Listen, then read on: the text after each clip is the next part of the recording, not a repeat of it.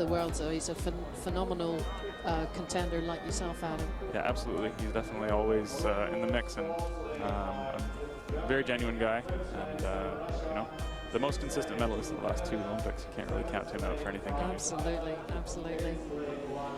And so this is the one. This is the smash and grab event. This is the K2 200 meters, all done and dusted in less than 32 seconds. And I tell you what, I just can't wait for this. Far less than 32 seconds now, actually. These 2 Russians yesterday were posting times that have never been done before, actually. Under 31 seconds, in fact, which is getting close to K4 times, actually. If we see K2 break 30 seconds this year, then I would really just, you know, I don't know what to think about that. That's just too fast. A 15-second 100 is just unheard of.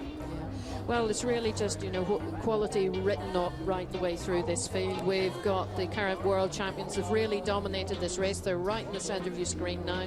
That's Sébastien Jouvin, Arnaud Ibois from France.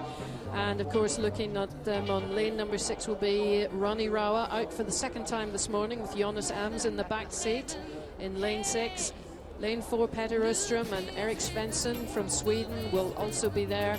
And as you say, the Russians were really impressive yesterday. They were in Poznan. We didn't see much because they broke their paddle halfway through the race, but these guys are sort of changing the way that we think about K2 200 a little bit, because it's been the smaller guys, faster stroke rate with the likes of the French and the British, and these guys are big, strong guys with a low stroke rate, so it's nice to see a little diversity. There's your Canadian compatriots, Ryan Cochrane and Hughes Furnell. They've really come on too. They had a good Pan Am Games, didn't they? Yeah, absolutely. They had a gold at Pan Am's last year in Guadalajara.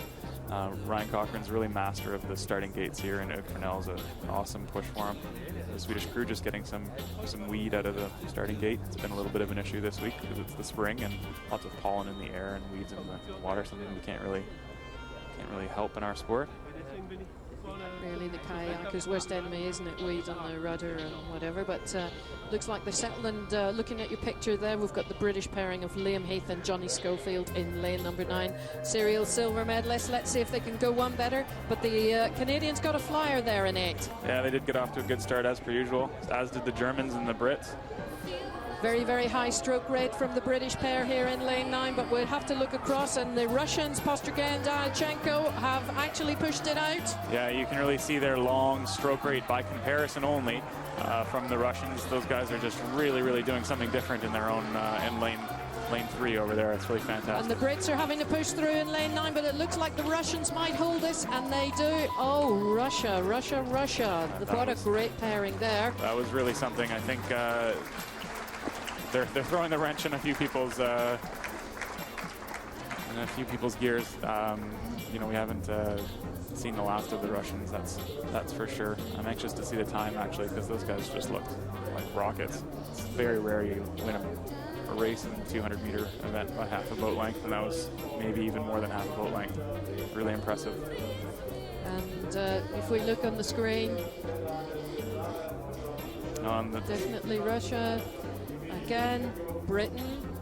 Excellent result from Liam Heath and Johnny Schofield, just nudging ahead of the French, would you say there, Adam? I think so, yeah. The British were definitely in 2nd, and I would call the French in 3rd place. The gentleman in the back of the Russian crew put his paddle up right before the end of the race, so he decided to pull a little bit of a little boatmanship, showmanship in his boatmanship. And yeah, if you did watch the replay on the start there, then Hugues Furnell and Ryan Cochrane definitely did get a bit of a flyer, as you call it, which is fair game, I suppose. And this, you know, whoever gets out first gets out first. That's it, makes a big difference. But you can see that the Russians had taken out quite a distance with about 20 meters to go.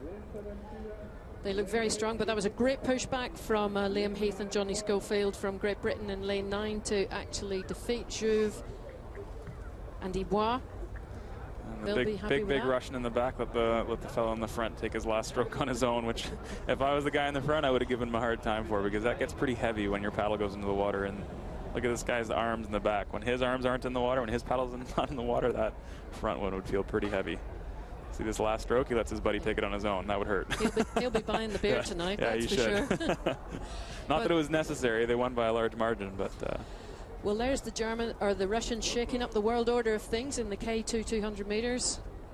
And of course they'll be racing next weekend in Moscow in front of their home crowds, but yeah, there's a new pairing to really make everyone sit up and take notice of. We've seen a lot from the French crew of Dubois and Jouve, and obviously of our friends from Great Britain have been very consistent, as well as Ronnie and Ems from Germany. But it's nice to see a new crew